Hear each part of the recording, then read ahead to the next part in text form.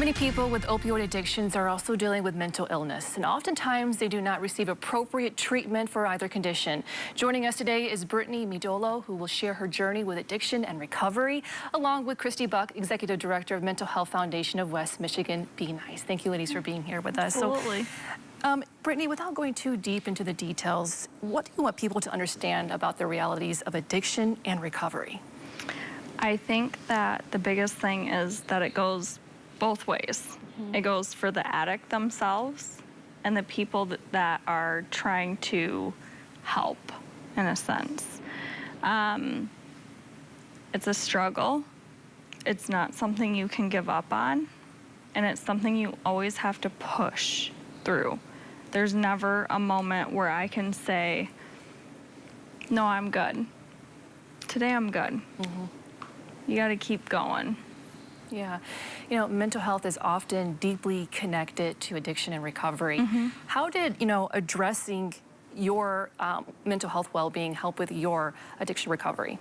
And your hope, stability, right? Yeah, so I got diagnosed with severe PTSD, depression, and anxiety. So what that looks like for me is like sometimes going to the store gets a little bit more anxiety for me.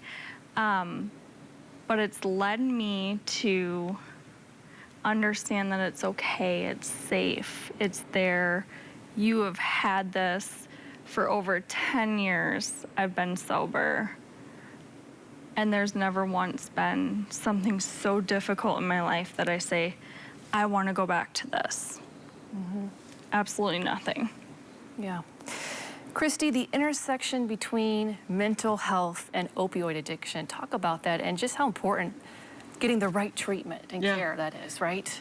And in general, any addiction oftentimes can start at a young age, right? Where we are understanding that there may be struggle with anxiety, there may be struggle with depression, ADHD, bipolar disorder. So when illnesses do not go recognized, potentially they're not getting help and treatment. And we're looking, that individual may be looking for something to help them push through these difficult times. So that could be drugs and alcohol. We know that alcohol, when kids are beginning to drink at the age of 14, and especially if they have a relative or family member that struggles with addiction in that way, high probability is they may become an alcoholic or substance use disorder. So we have to be mindful of what may be in our family of those coping mechanisms for difficult times. And parents, again, it goes back to parents becoming educated about this and about the relationship. I know that Brittany has written a book, and in a lot of it, she talks about her journey and how she turned to drugs as a source of coping. Brittany, what's your message for those who may be struggling right now about finding hope and moving forward? Yeah, so honestly, I wrote a book about my personal story and what had happened to me. And honestly, like, if it just gets to one person or one family, that's huge for me. Everybody can do it. You really can. It's just a lot of work. But you can do it. What's life like today for you, Brittany? Still crazy, because life is crazy in general. But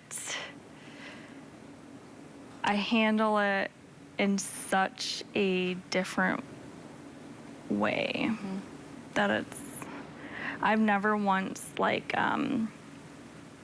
my daughter needs some major surgery. I need one coming up.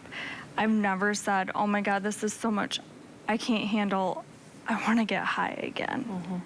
I've never once turned to that again. So it's just got to be work and passion, and that you are worth it. At the end of the day, your life is worth it, whether you believe it or not. Powerful. Thank you so much for being here with us and for sharing your message. I appreciate it. And if you notice changes in your mental health or in someone you care about, don't wait, take action.